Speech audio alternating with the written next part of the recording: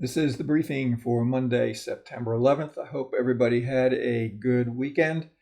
Very interesting day in terms of price development in terms of the stock indices. Now, as you remember, for the last, now it's going on 3 weeks, that we've been looking at three-step counter trend rotations in multiple time frames, and it's been uncanny the way the equality between legs 1 and 3 have played out. This 15-minute chart of the spiders and 15-minute chart of the Qs now is really important, because as we look at where we are in terms of this, if you look at this as a three-step counter trend rotation, and let me just bring in, because I want to give a good reflection on where we're looking in terms of time. This is a daily chart of the spiders, and these 3 days here are the 3 days we're looking at in terms of this move here. So if you look at this in terms of where there's equality between legs 1 and 3, it's right in the 449 area for the spiders. And in terms of the Qs, it's right in the 376, 377 area. So you can see that we basically reached that in today's trading. We opened and almost traded right into it, then sold off, and then recovered a lot slightly. Same thing happened in the NASDAQ or the Qs, except we traded and closed slightly above it. So basically, if this is a three-step counter trend move, then it should be complete. The key to these moves is understanding where the second leg is, and while it seems like a big distance from here, trading through leg 2 would then suggest that that is complete, and that we're going to see at least a test of the beginning of the first leg. Now, keeping that in mind, if we look back again at the daily chart, this would be Friday's low would be the bottom of the second leg. The bottom of the first leg would be Thursday's low. Breaking that then would suggest that we're potentially in the process of coming down to test this low, which is in the 434, 435 area, and then potentially testing the 430 area, which is the next level of support.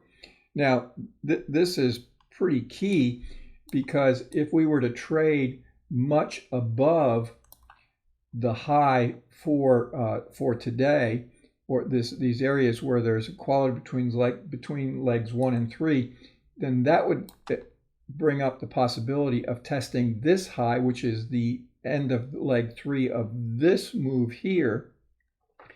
And if that were to occur, then the probabilities, as if that is approached or traded through, is that this is not a counter trend rotation. This is not a counter trend rotation, but we are involved in a larger degree rotational pattern in which we're just moving from 430 up to the 459, 460 area, back down to 430, then back up to 459, 460.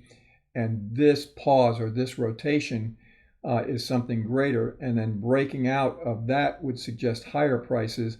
Breaking below 430 would suggest much lower prices. Keep in mind also that this potentially is a three-step counter trend move, which would project this is leg 1, this leg 2 would project leg 3 potentially down to the 426, 427 area. So a lot of things are happening in terms of price development here. Now, the other thing that is occurring is, if you look at this move here, this 3 days where we recovered on Thursday, slightly higher on Friday, and then higher today, is all being accomplished on lower volume, and breadth is still fairly negative. And I want to get to that in a few minutes. 52-week highs minus 52-week lows, improving slightly, but still negative 156. So really, the last 3 days, this is just not a very strong move. In terms of the Qs or the NASDAQ, basically the same thing. Support comes in right around 373, going all the way back to this extreme of this rotational pattern here, the lower extreme of this rotational pattern here. But then again, once again, we could be in the process of this pause or this rotational pattern. Breaking 380, 381 would confirm the fact that this is not this is not an impulsive move. this is not correcting this impulsive move, and then a third leg down is in the process of developing, it would suggest then that we are still in a pause. Support, or the projection for equality between legs 3 and 1, comes in right around the 347.50 area. Once again, you can see volume falling off in the Qs, breadth not very strong at all. So internals are just not strengthening, even though we had somewhat of an update today. And this is the Russell, the IWM. You can see this move down here. The second leg up projects trading down to 175, unless this is something greater in degree of in terms of a rotational pattern or a pause. Resistance is 190 going up to about 192. Once again, volume falling off, breadth only 34 shares positive in the IWM in today's trading. In terms of overbought and oversold, we're basically neutral. We were at an oversold condition last week, and the same thing with the Q. So this doesn't help us much in today's trading, but does give us, it does give the market, I should say, the opportunity of moving in either direction.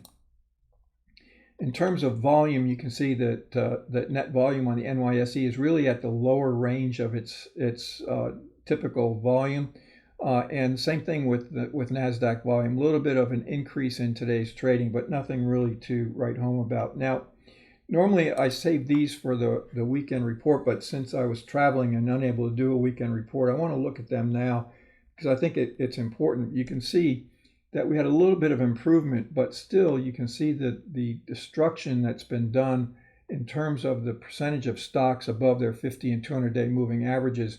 This is for the S&P 500. So you can see a little bit of improvement, but you can see what's happening here. That is, we're really not strengthening internally. 200-day moving average on the S&P 500 really just flat in today's trading. Looking at the NASDAQ, you can see the NASDAQ is really just struggling along here. Same with the 200-day moving average, and the same with the Russell. You can see the Russell is really struggling and really declining. So really not a whole lot of strength in this market, at least at this point in time. So I really am still leaning towards the prospect, or strategically looking at the fact that this is an impulsive move to the downside. This is a 3-step counter trend rotation. This is the beginning of the next leg down. This is a counter trend rotation to this move here, and breaking this leg here at the 443 area would then suggest that we're potentially coming down to test 430 and potentially even lower than that. Breaking this high, or breaking, I should say, let me go back. I should say breaking the high of today and closing above the high of today is going to increase the probabilities. This is a pause counter trend move, and we're going back up to test the upper extreme in the 459 area. Each day, should that occur, each day that we trade above the previous day's high is going to increase that probability and decrease this probability that I'm looking at as the higher possibility, at least at this point in time right now. Have a great night, and I'll pick this back up again tomorrow. Should be a very, very interesting week. This really gives me a sense that we're potentially in the process of seeing a good move in one direction or the other. Right now, I'm assessing the probabilities as it being to the downside, but once again, that probability assessment will decrease every day we move higher above the areas that where leg 1 is equal to leg 3 in this area here. Have a great night, and talk to you again tomorrow.